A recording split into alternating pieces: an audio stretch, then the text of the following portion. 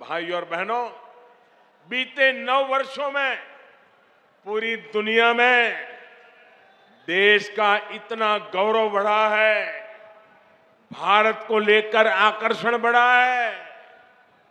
इसका भी फायदा तेलंगाना को हुआ है।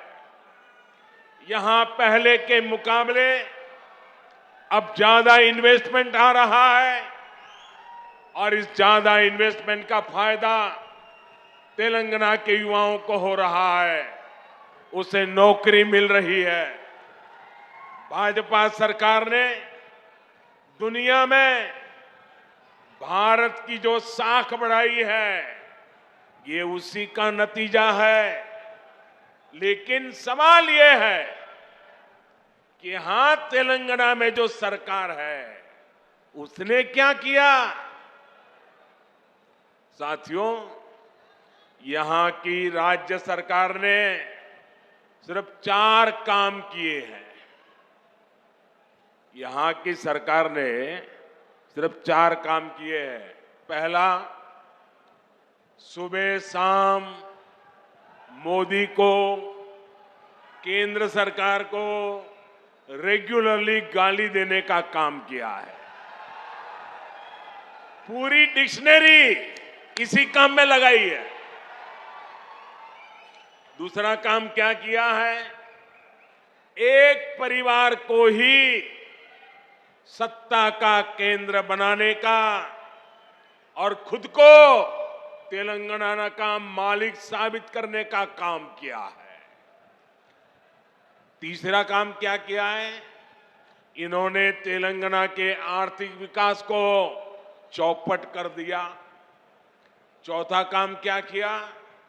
चौथा, इन लोगों ने तेलंगाना को भ्रष्टाचार में डुबो दिया। आज तेलंगाना में ऐसा कोई प्रोजेक्ट नहीं है जिसमें भ्रष्टाचार के आरोप नहीं है। केसीआर सरकार यानी सबसे भ्रष्ट सरकार। और देखिए खेल, अब तो दिल्ली तक इनके भ्रष्टाचार के तार फैल गए हैं।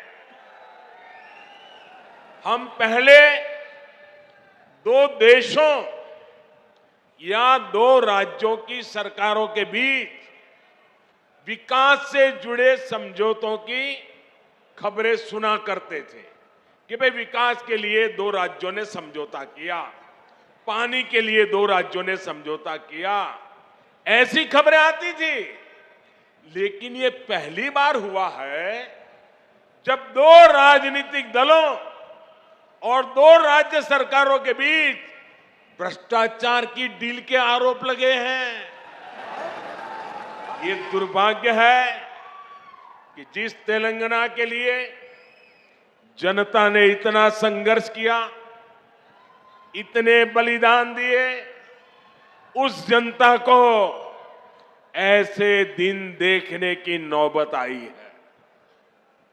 और साथियों, मैं एक और बात कहूंगा, यहां सत्ता में जो परिवार बैठा है, जो करोड़ों को घोटालों में लिप्त है, जिस पर जांच एजेंसियों का शिकंजा लगातार कस रहा है, जिसकी पोल तेलंगाना के लोगों के सामने खुल चुकी है, वो परिवार अब तेलंगाना की जनता को गुमराह करने के लिए, माइंड डाइवर्ट करने के लिए नए नए हथकंडे अपना रहे हैं। आपको इन हथकंडों से, इनकी चालबाजियों से सावधान रहना है। साथियों, मैं जब भी तेलंगाना आता हूं, आप सभी लोगों की एक और छटपटाहट समझ आती है। आप लोगों ने कभी नहीं सोचा था कि एक दिन इस तरह परिवारवादी राजनीति के शिकंजे में हमारा तेलंगाना फंस जाएगा।